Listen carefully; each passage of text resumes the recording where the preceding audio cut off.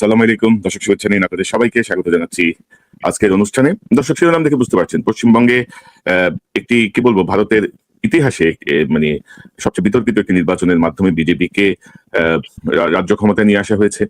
এর মধ্যে ধরেন মুসলিম ভোটারদেরকে বিভক্ত করা, প্রায় ২৭ লক্ষ ভোটারকে ভোট দিতে না দেয়া, উচ্চ আদালতের মাধ্যমে এই ভোটের পরের ভোটে যে সিদ্ধান্ত নেয়ার যে সিদ্ধান্ত, পাশাপাশি মমতা বন্দ্যোপাধ্যায়েরও দীর্ঘদিন ধরে তার এবং তার পরিবারের সদস্যদের অনেক আচরণ, সবকিছু মিলিয়ে একটা জগাখিচুড়ি অবস্থা। শুভেন্দু মুখ্যমন্ত্রী হচ্ছেন, শুভেন্দু অধিকারী, তার এখন থেকে তার যে উগ্র আচরণ, তার যে সার্বিক পরিস্থিতি, সেই বিষয়গুলো নিয়ে আমরা কথা বলবো। পাশাপাশি শুভেন্দু বলছেন হাসিনাকে তারা নাকি ফেরত পাঠাবে দেশে। তো এই সার্বিক পরিস্থিতি নিয়ে বাংলাদেশ ভারত সম্পর্ক এবং বর্তমান সরকারের দু একটা বিষয় নিয়ে আমরা কথা বলবো। আমার সঙ্গে আজকে অতিথি হিসেবে যোগ দিচ্ছেন আন্তর্জাতিক সম্পর্ক এবং রাজনৈতিক বিশ্লেষক অধ্যাপক শাহিদুজ্জামান স্যার। আপনাকে স্বাগত জানাচ্ছি আজকের অনুষ্ঠানে। স্যার, আমি প্রথমে একটু শুভেন্দু অধিকারীর খুব আলোচিত যে বক্তব্য, যার উপর ভিত্তি করে আমরা আজকের শিরোনামটা দিয়েছি, সেটা একটু শুনতে চাই। হাসিনা ওয়াজেদ বৈধ প্রধানমন্ত্রী, এরা অবৈধ। হাসিনা ওয়াজেদ প্রধানমন্ত্রী হিসেবে ঢাকাতে শাহজালাল এয়ারপোর্টে নামবেন, স্যালুট দিয়ে নিয়ে যেতে হবে। এখন স্যার ধরেন হাসিনার তার কোনো উপায় নাই, তো আমি স্যার এটার একটা যে কার্টুন তৈরি করেছি সেটা হচ্ছে এটা মানে শুভেন্দু এয়ারলাইন্স চড়েই আপনার হাসিনা ঢাকা এয়ারপোর্টে আসার চেষ্টা করবে। অর্থাৎ দেখেন কত একটা স্বৈরাচারের কত করুণ পরিণতি। সে এখন এই শুভেন্দু অধিকারীর ঘাড়েও চেপে বসতেছে, বা শুভেন্দু অধিকারীরা এই যে কথাটা বললো যে হাসিনা বৈধ প্রধানমন্ত্রী, হাসিনা কে স্যালিউট দিয়ে নিয়ে যেতে হবে, যা শোনা যাচ্ছে যে 70% চান্সেস যে এই শুভেন্দু অধিকারীকেই শেষ পর্যন্ত হয়তো চিফ মিনিস্টার করা হবে। তো এখানেই কিন্তু একটা বড় ওয়ারি, এই যে কিছুক্ষণ আগে আপনি দেখালেন শুভেন্দুর রিমার্ক গুলো, এটা কল্পনা করা যায় না যে ভারতের স্পেশালি বেঙ্গলে ভাবি মুখ্যমন্ত্রী কূটনৈতিক যে সহনশীলতা, কূটনৈতিক শিক্ষা যে এত অন্ধ ও গরিব, এটা বলার ফলে তো প্রথমেই তিনি মেসেজ দিয়ে দিচ্ছেন যে বাংলাদেশের সাথে এই পশ্চিমবঙ্গ সরকারের একটা যে কনস্ট্রাকটিভ রিলেশনশিপ হওয়ার আকাঙ্ক্ষা ছিল বাংলাদেশের, সেটা একেবারে মানে ঠান্ডা জল ঢেলে দিলেন। Whether he can come out of this sort of events. আজকে আবার তাকে দেখলাম যে গতকালকে পর্যন্ত তার যে ধরনের আচরণ ছিল ভারতীয় মিডিয়াতে, তাকে দেখলাম যে আজকে আবার তার আচরণে কিন্তু একটা 180 ডিগ্রি চেঞ্জ চলে আসছে। আজকে তার কথাবার্তায় সে হিন্দিতেও কথা বলছে, একজন হিন্দি জার্নালিস্টকে অনেকক্ষণ ধরে বোঝাচ্ছে যে 2011 সালে কি হয়েছিল, তিনি তৃণমূলের ধারণাকে কিভাবে বাংলার বিভিন্ন জায়গায় ইন্ট্রোডিউস করেছিলেন। তার বলে যে আমি নিজের আমিত্ব নিয়ে কিছু বলতে চাই না, তবে বলে দিবে যারা জানে, পুরনো নেতা তারাই বলে দিবে যে আমার অবদান কি ছিল, কি করেছি।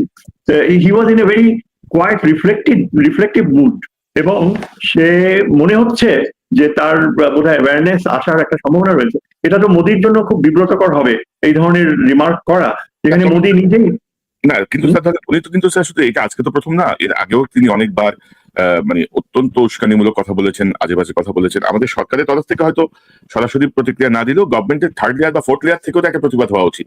অর্থাৎ কোনো কিছু আনচ্যালেঞ্জ ছেড়ে দেওয়া বোধহয় ঠিক না আর কি। এবং আমি যদি স্যার আপনাকে আজকের একটা সংবাদ থেকে দেখাই, যে আমার দেশের একটা সংবাদ, যে গেরুয়া বুলডোজারের ত্রাসের রাজত্ব পশ্চিমবঙ্গে, এবং পশ্চিমবঙ্গে বিজেপি ক্ষমতায় আসতেই রাজ্যের আকাশে বাতাসে এখন বারুদের গন্ধ, বিপন্ন মানুষের আর্তনাদ শুরু হয়েছে। গত 4 মে বিধানসভা নির্বাচনের ফল প্রকাশের কয়েক ঘন্টা পর থেকেই রাজধানী কলকাতা সহ গোটা রাজ্যে রক্তক্ষয়ী উন্মত্ত সহিংসতার কবলে পড়েছে। এবং যেসব এলাকায় তৃণমূল কংগ্রেস জয়ী হয়েছে সেখানেও প্রাণ বাঁচাতে এবং ঘর বাড়ি রক্ষা করতে সাধারণ মানুষ, কর্মী সমর্থকেরা নিজেদের ছাদে বিজেপির পতাকা টাঙাতে বাধ্য হচ্ছেন, ইত্যাদি ইত্যাদি। এবং আপনি যদি দেখেন স্যার, যদি ফলো করেন, দেখবেন যে মানে শুভেন্দুই বলছে এরে মারো, এরে ধরো, জ্বালিয়ে দাও, বিজেপির পতাকা উঠাও, হিন্দুদের বাড়ি মুসলমানদের বাড়ি সব মানে যেন আলাদা করে চেনা যায়, এগুলো সে নির্দেশনা দিচ্ছে। তো এই জায়গাটায় আসলে বাংলাদেশের অবস্থানটা কি, বাংলাদেশের প্রস্তুতি কতটুকু? এখন বলা হচ্ছে যে ভারত থেকে পুশিন করবে তারা মুসলমানদেরকে ধরে ধরে, বাংলা ভাষীদেরকে ধরে ধরে। তো বা এই যে হাসিনাকে ফেরত পাঠানোর হুমকি তারা চেষ্টা করবে, এটার সঙ্গে কোনো কি বলবো এটাকে একটা ভাইস ভার্সা হয় কিনা, যে আমরা পুশিন বন্ধ করবো, তোমরা হাসিনাকে নাও, ইত্যাদি ইত্যাদি। তো আপনি কি মনে করেন এটা বাংলাদেশের প্রস্তুতি কতটুকু আসলে? না, আমার মনে হয় না এটা আমাদের জন্য এত বেশি অ্যালার্মিং যে আমরা এখন ইনস্ট্যান্টলি রিঅ্যাক্ট করবো। আপনি যে কথাগুলো বললেন, ভাঙচুর এবং ডিস্ট্রাকশন এবং মানুষ, এগুলো সবই কিন্তু কলকাতার প্রাইভেট টেলিভিশন মিডিয়ায় সারাদিন দেখাচ্ছে। রাতের বেলায়ও, সন্ধ্যার পরেও আমরা এইসব জিনিসগুলো দেখলাম, কিভাবে বয়স্ক মানুষদের, তৃণমূল নেতাদের ধরে, এই অল্প বয়সী ছেলেগুলো বাড়িতে ঢুকে সব ভেঙে ফেলছে, সোফা সেট, তারপর বড় বড় জিনিস লুট হচ্ছে রীতিমতো। মুসলমানদের দোকান ফ্যাশনেবল সব নিউ মার্কেটে সেটা ভেঙে বেছে বেছে ভেঙে দেওয়া হচ্ছে। এগুলো সবই থাকছে, কিন্তু কিন্তু বাংলাদেশের ব্যাপারটা হচ্ছে কি, আমাদের এখানে এখন আমাদের নিজেরই একটা ক্রিটিক্যাল সময় যাচ্ছে। আজকে যখন শুভেন্দু এসব মানে আর ভারত সরকার যখন এগুলো নিয়ে তারা ক্যালকুলেট করছে, সেখানে ঠিকই আমাদের পররাষ্ট্রমন্ত্রী চীনে সফরে যে আজকে চীনের সাথে অত্যন্ত গুরুত্বপূর্ণ আলোচনা হয়েছে যে আগামীতে মাসে হয়তো বা তারিক জিয়া চীন সফরে যাবে। তিস্তা সম্পর্কে আমার মনে হয় প্রায় ফাইনাল অগ্রগতি হয়ে যাওয়া উচিত। আমি যতদূর জানি ডক্টর খলিলের টেম্পারামেন্টাল চেঞ্জ হয় ঠিকই, কিন্তু শেষে যে আজকে এখন শেষ সময় তিনি যেই কাজে গিয়েছেন, এরা বাংলাদেশের জাতীয় স্বার্থের জন্য অত্যন্ত গুরুত্বপূর্ণ এবং আমরা চাই না যে ভারত কোনোভাবে বাদ সাধুক। কারণ ভারতও আমাদের এই উদ্যোগটার ব্যাপারে তাদেরকে মেনে নিতে হবে যে তারা নিজেরাই রিয়েলাইজ করবে যে কি ধরনের অসভ্যতা দেখিয়েছে তাদের ইলেকটোরাল প্রসেসে, এবং বাংলাদেশের ব্যাপারে এই শুভেন্দুর যে ধরনের কথাবার্তা অবৈধ বলে ঘোষণা করে দিয়েছে। এরপর তো ভারতেরও আর মুখ রক্ষা করার মতো কিছু থাকে না। এখন এই দিক থেকে চিন্তা করতে গেলে শুভেন্দু যতই অসভ্য আচরণ করছে, ততই আমাদের পক্ষে এটা লজিক্যাল রেশনাল হয়ে যাচ্ছে যে চীনের সাথে একটা ব্রেক থ্রু আশ্বস্ত করা এবং আর ডিলে না করা। এবং আই ওয়াজ হ্যাপি যে কালকে আমাদের ফরেন মিনিস্টার কিন্তু মিডিয়ার সাথে কথা বলার সময় অনেকটা পজিটিভ ইন্ডিকেশন দিয়ে দিয়েছে এবং বেশ ফার্ম ভয়েসে যে আমরা ভারতের জন্য অপেক্ষা করতে পারবো না, আমরা আমাদের জাতীয় স্বার্থ রক্ষা করার জন্য যা করার তা করবো। এবং এখানে আমার মনে হয় যে ভারত সরকার দুইবার চিন্তা করবে যে শুভেন্দুর আচরণ এবং শুভেন্দুকে চিফ মিনিস্টারের ব্যাপারে গ্রিন সিগন্যাল দেওয়াটা ভারতীয় জাতীয় স্বার্থের জন্য কতখানি। তো বাংলাদেশ কিন্তু রিফ্লেক্টিভ পজিশনে থাকাটা আমার মনে হয় এখন right at this time make sense. আর আপনি যেই জিনিসগুলো বললেন না, ওই যে পুশিং করবে, এই করবে, সে এইগুলো করবে, তারপর নদীতে ইয়ে করছে, এগুলো কিন্তু ইন্টারন্যাশনাল মিডিয়া খুব ভালো করে অবজার্ভ করছে। এবং এটা আমাদের এইসব ধারণা থেকে, এইসব এই অসভ্যতা থেকে বের হওয়াটা, এটা আমাদের যে অ্যাবসলিউটলি নেসেসারি। এবং ভারতকে একমাত্র যদি এই ব্যাপারে আমরা নিয়ন্ত্রণে আনতে চাই এবং শুভেন্দুর উচ্চাবিলাসকে যদি আমরা নিয়ন্ত্রণে রাখতে চাই, তাহলে এটা আমাদেরকে মনে রাখতে হবে। কিন্তু আমাদের এয়ারফোর্স চিফ এখনো বলে যাচ্ছে যে বাংলাদেশ নিজের সামর্থ্য বাড়াচ্ছে, আমরা এগুলো করছি, বাট তার গলায়, তার কথায়, আমাদের ডিফেন্স এস্টাবলিশমেন্টের কথায়ও এই একা সিঙ্গেল হ্যান্ডেড সিকিউরিটি প্রিপারেশনের উপর বেশি ফোকাস করা হচ্ছে। এটা কিন্তু ভারতকে নিউট্রালাইজ করা, নিবারক হিসাবে ডেটার করা, এটা কিন্তু সম্ভব হবে না। আজকে আমাদেরকে এই পরিবর্তিত পরিস্থিতিতে, যেখানে শুভেন্দুর মতো বিজেপি শক্তি অর্জন করে, আসামে এখন যে শক্তি অর্জন করেছে এবং একটা বিশাল সংখ্যক পপুলেশনকে গৃহহীন করে ছেড়ে দেওয়ার চিন্তা, এগুলো সব থামানো সম্ভব হবে। আমাদেরকে একটা জিনিস রিয়েলাইজ করতে হবে যে যেসব দেশ জিওপলিটিক্যালি স্ট্র্যাটেজিক লোকেশনে রয়েছে, এবং বাংলাদেশের স্ট্র্যাটেজিক লোকেশন এখন এত গুরুত্বপূর্ণ হয়ে গিয়েছে এই ভারতের বর্তমান রাজনীতির প্রেক্ষাপটে, যে আমাদেরকে অ্যালায়েন্স, নিরাপত্তা, মিত্রতার ধারণাকে ওপেনলি মেনে নিতে হবে। এটার থেকে এই যে আমাদের এয়ারফোর্স চিফ বলছেন যে আমরা এগুলো কিনবো, সেনাবাহিনী প্রধানও, আমাদের ডিফেন্স এস্টাবলিশমেন্টের অ্যাটিটিউডটা হচ্ছে যে আমরা আমাদের নিজেদের সামর্থ্য নিজেরাই গড়ে তুলবো। এটা তো রিয়ালিস্টিক কথা নয়। এবং এটা পুরোনো টাইপের প্যাট্রিয়টিজম, আউটডেটেড প্যাট্রিয়টিজম, যে বলছেন বাংলাদেশটা নিজের সামর্থ্যে, নিজের শক্তিতেই গড়ে উঠবে। এই ভাষা কিন্তু এখন কোনোভাবেই মধ্যপ্রাচ্যে বা দক্ষিণ পূর্ব এশিয়াতে বা পূর্ব এশিয়াতে যেসব দেশ মিত্রতার বন্ধনে রয়েছে, এই একা চলার ধারণাকে প্রাধান্য কেউ দেয় না। আমাদের এখন যেটা শুভেন্দু ও মোদির যে দৃষ্টিভঙ্গি, সেটার প্রেক্ষাপটে আমাদেরকে প্রথমত সামরিক মিত্রতার প্রাসঙ্গিকতা সম্পর্কে যৌক্তিকভাবে ডিফেন্ড করতে হবে, যে আমরা একা সম্ভব না। মিলিটারিলি, সামরিকভাবে আমরা যদি একে অপরের সাথে মিত্রতার বন্ধনে যাই, চুক্তির ভিত্তিতে যাই, তাহলে ভারত বাধ্য হবে। তো এক্ষেত্রে আমার ক্লিয়ার ইন্ডিকেশন, আমি এটা নিয়ে লিখছি যে চীন এবং পাকিস্তানের যে মিত্রতা রয়েছে, সামরিক মিত্রতা, আপনি দেখেন সেখানে কিন্তু কোনো রাগঢাক নাই। এই যে রিসেন্ট যুদ্ধটা হয়েছে, সেখানে চীন সরাসরি পাকিস্তানে এসে তার অ্যাওয়াক্স ব্যবহার করে পাকিস্তানের এয়ার পাওয়ারকে এমন সাপোর্ট দিয়েছে যে আজকে পাকিস্তানের ইমেজ একেবারে বদলে গেছে। এবং চীনের সাথে তারা 5th জেনারেশন যেসব প্লেনস চীন বিক্রি করবে শুধু পাকিস্তানের কাছে। এবং এখানে কিন্তু বারবার ফোকাস করা হচ্ছে, আমি বলছি, এবং আমরা এটাকে অত্যন্ত গর্বের সাথে দেখতে পারি যে বোথ চায়না এন্ড পাকিস্তান, তাদের এই দুটি দেশেরই কিন্তু আমাদের সামরিক সামর্থ্য, আমাদের পাইলটসদের ক্যাপাবিলিটি, আমাদের সেনাবাহিনীর যে পোটেনশিয়াল অ্যাবিলিটি, যে উন্নত ট্রেনিং, উন্নত সহযোগিতার মাধ্যমে আমরা যে কোন মাত্রায় যেতে পারি। এবং নিশ্চিতভাবে ভারত কিন্তু তখনই আমাদেরকে, এখন এই যে আপনি দেখছেন শুভেন্দুর ভাষা বা ভারত সরকারের যে ভাষা, সেখানে কিন্তু তারা মনে করে যে বাংলাদেশ যদি বন্ধুত্ব চায়, তাহলে ভারতের বন্ধুত্বের হাত বাড়িয়ে দেওয়াকে বাংলাদেশ রেসপেক্ট করবে। এবং এটা কি ধরনের রেসপেক্ট? এটা হচ্ছে তারা মনে করে যে হাসিনা টাইপের সাবসার্ভিয়েন্স, হাসিনা যেভাবে পাকিস্তানের থেকে দূরত্ব রেখেছে সম্পূর্ণ, হাসিনা যেভাবে চীনের সাথে সম্পর্ক একেবারে ধ্বংস করে দিয়েছিল, ভারতের এই মোদী সরকার এখনো 2টা বছর কেটে গেছে, তাদের ধারণা হচ্ছে, এবং শুভেন্দু যেটা মনে করে এই যে বলে অবৈধ সরকার, কেন বলে? তাদের ধারণা যে বাংলাদেশে যতদিন না একেবারে পাকিস্তানের সাথে কোনো সম্পর্ক থাকবে না, চীনের সাথে কোনো নিরাপত্তা সংযোগ থাকবে না, চীনের সাথে, এই যে আমরা বলি যে শুভেন্দু এসছে, বিজেপি এসছে, এখন তিস্তা চুক্তি এগিয়ে যাবে, এটা কিন্তু ভুল ধারণা। আমরা সবাই বেশ পাবলিকলি বলি, পাবলিক ডিপ্লোমেসিতে বলতে থাকি যে এখন মমতা না করে দিয়েছিল, ভারত এখন নেগোশিয়েট করবে। ভারত নেগোশিয়েট করবে তখনই যখন বাংলাদেশ বাধ্য হবে যে চীনের সাথে কোনো রকমের তিস্তা নিয়ে সহযোগিতায় যাবে না, গঙ্গা চুক্তির ব্যাপারে চীনের সাথে কোনো রকমের আলাদা কোনো সম্পর্কে যাবে। এটা তো হতে পারে না। ভারত তার নিরাপত্তা প্রশ্নে ঠিক যেগুলো চায় সেগুলোই যদি আমাদের হাসিনার মতো এখন এই সরকারকে মেনে নিতে হয়, তাহলে তো ভারতের সাথে আমাদের সমতার ভিত্তিতে কোনো সম্পর্কই থাকবে না। আমি যেটা বলে আসছি এবং বারবার ইনসিস্ট করি যে অবশ্যই যে এই যে ফরেন মিনিস্টার এখন চীনে গিয়েছে, যথাশীঘ্র চীনে শুধু আমাদের তিস্তা ডেভেলপমেন্টই না, ওই উত্তরবঙ্গের ওই অঞ্চলের পূর্ণ আরবানাইজেশন, ইন্ডাস্ট্রিয়ালাইজেশন, তারপর এই যে ক্লাইমেটিক ইকো ফ্রেন্ডলি যেসব চীনের সাথে কাজ করা যায়। আমাদের একটা জিনিস মনে রাখতে হবে কিন্তু, এই যে বঙ্গোপসাগরের স্যালিনিটি লেভেল, এটা কিন্তু আস্তে আস্তে প্রবেশ করছে। কিছু বছরের মধ্যে সেটা ফরিদপুর পর্যন্ত চলে আসতে পারে স্যালিনিটি, এবং তারপর আমাদের এখানে একটা ভয়াবহ দুর্ভিক্ষজনিত প্রক্রিয়া, এবং এই জন্য তিস্তার পানি, উত্তরের পানি যেন ঠেলা দেয়, যেন চলে আসে, এবং এই ক্ষেত্রে চীন অপরিহার্য। কারণ ভারত আমাদেরকে হয়তো তিস্তার পানির মাত্রা বাড়িয়ে দিতে পারে, সেই বাস্তবতা এখন আর নাই। তারা ওই যে গগনতলা নাকি ভিটা পশ্চিমবঙ্গে যে পানি তারা নিচ্ছে, আজকে একটা ডকুমেন্টারি দেখলাম ইন্ডিয়ান, তারা বলে যে যথেষ্ট না এগ্রিকালচার, তারা আরো বেশি তিস্তার পানি ব্যবহার করবে এবং শূন্যের কোঠায় নিচ্ছে। এই যে ভারতের এই ধরনের বাস্তবতার প্রেক্ষাপটে আমরা নিশ্চয়ই ভারতের সাথে আলোচনায় যাব, কিন্তু চীনের সাথে তিস্তা চুক্তি বাস্তবায়ন নিশ্চিত করে, এটাকে আমরা বলি diplomacy from a position of strength.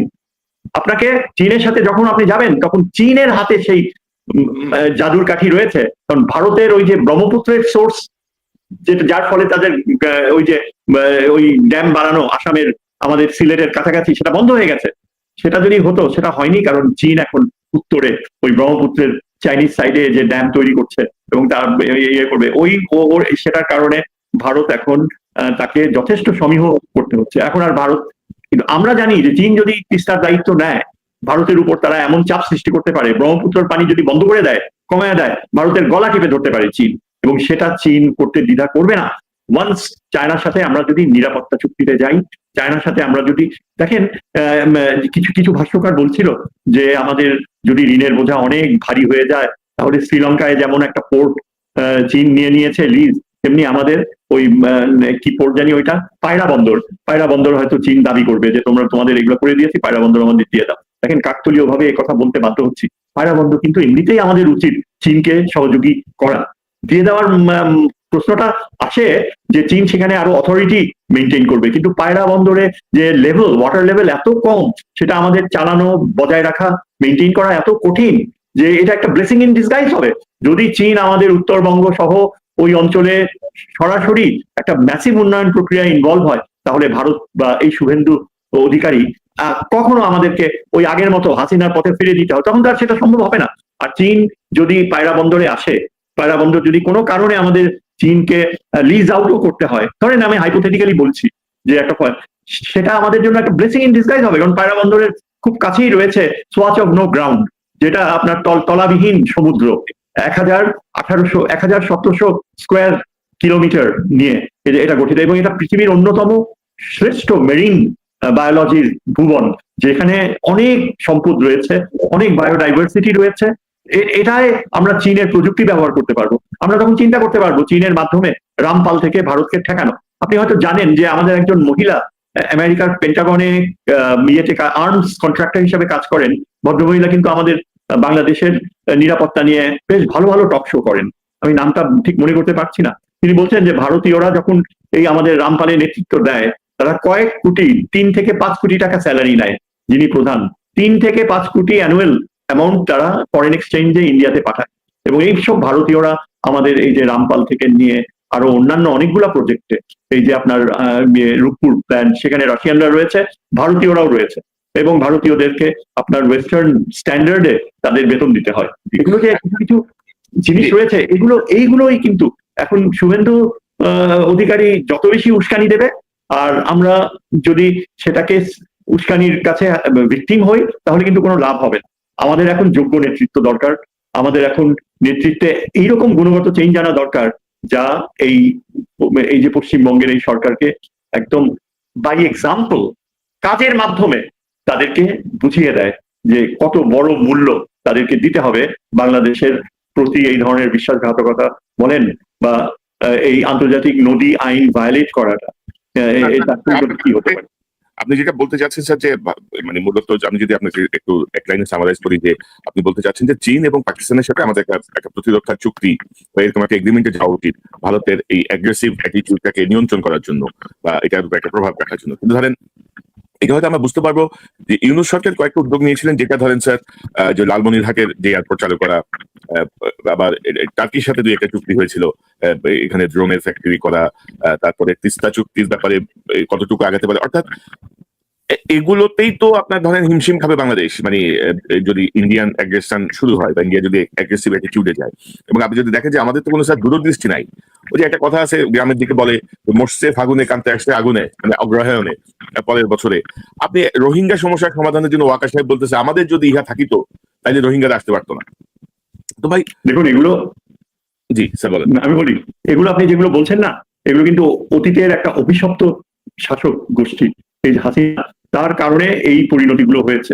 কিন্তু এগুলো সব স্টেরিওটাইপিং, মানে বদ্ধমূল ধারণা। প্রথমত ভারত আমাদের কোনো কিছুই করতে পারবে না, কারণ আমাদের কোয়ালিটি অফ ফাইটিং স্পিরিট, আপনি পদাতিক বাহিনীও বলেন আর বিমান বাহিনীর অফিসারদের কথাই বলেন, দে আর বেটার দ্যান ইন্ডিয়ান ফাইটার্স। তারা যে ট্রেনিং দিচ্ছে পাকিস্তানে, 1 বছর প্রায় হয়ে গেল আমাদের ফার্স্ট গ্রুপ ট্রেনিং নিয়ে আসছে, পাকিস্তানের অনেক পজিটিভ।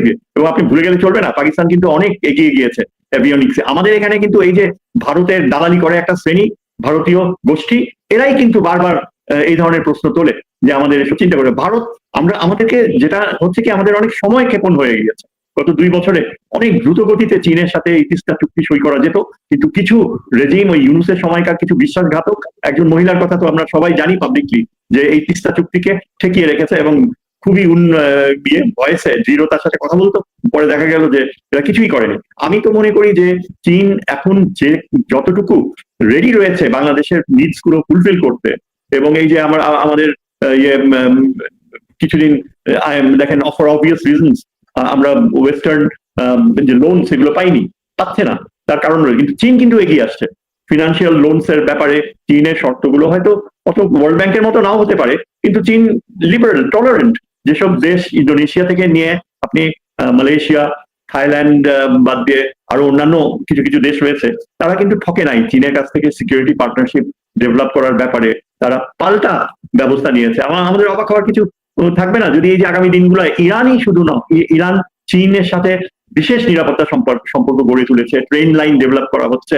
এবং আপনি দেখবেন যে সৌদি আরেবিয়া, কাতার, আরো অন্যান্য গালফ স্টেট যারা এতদিন ওয়েস্টার্ন অ্যালায়েন্সে ছিল, তারা কিন্তু এখন চীন ও রাশিয়ার সাথে বিশেষ নিরাপত্তা সম্পর্কে আবদ্ধ হচ্ছে। কাজে এই বিষয়টাকে আমার মনে হয় যে আমরা যদি ডিফেন্সিভ হই, অ্যালায়েন্স মানে তো কাউকে আক্রমণ করা নয়, আমরা তো কোনো আক্রমণাত্মক চুক্তিতে যাব না, আমরা অ্যালায়েন্স করবো নিতান্তই ফর সেলফ ডিফেন্স। এটা তো কোনো সিক্রেট না। ভারতীয় জেনারেলরা যারা বিজেপির প্রতি অত্যন্ত অনুগত, এই যে আপনার মেজর জেনারেল বাক্সি, মেজর জেনারেল আরো অন্যান্যরা, এরা সরাসরি তাদের টেলিভিশন এডুকেশনাল প্রোগ্রাম গুলাতে বলেছে যে শিলিগুড়ি করিডোরের সিকিউরিটির জন্য বাংলাদেশের উত্তরাংশের একটা অংশ দরকার তাদের অস্তিত্বজনিত প্রয়োজনে। আবার ওই ফেনীর কাছে যে অংশটা রয়েছে আমাদের চিকেন নেক, সেটাও তারা দাবি করছে যে ওইটা দখল করতে পারলে তারা সহজে ত্রিপুরার সাথে বে অফ বেঙ্গলে লিঙ্ক আপ করবে। এবং সেটা তো তারা প্রায় পেয়েই যাচ্ছিল। হাসিনার সময় তাদেরকে সেখানে একটা বিরাট জায়গা দিয়ে দেওয়া হয়েছে। আজকে আমরা মাথা তুলে ওই জায়গায় আমাদের মিলিটারি কমপ্লেক্স করার প্ল্যান করছি। এইসব ব্যাপারে ক্লিয়ার হওয়া উচিত এবং অত্যন্ত দ্রুত গতিতে ভারতের সাথে এই যে রামপালে তাদের উপস্থিতি, এটা তো একটা মনিটরিং স্টেশন হিসেবে তারা ব্যবহার করবে। আলটিমেটলি তাদের নেভাল মুভমেন্ট, এই যে কলকাতা পোর্ট হয়ে আপনার মিজোরামে যাইতে, ওই যে মায়ানমারের একটা পোর্ট আছে যেটা ইন্ডিয়া ডেভেলপ করেছে,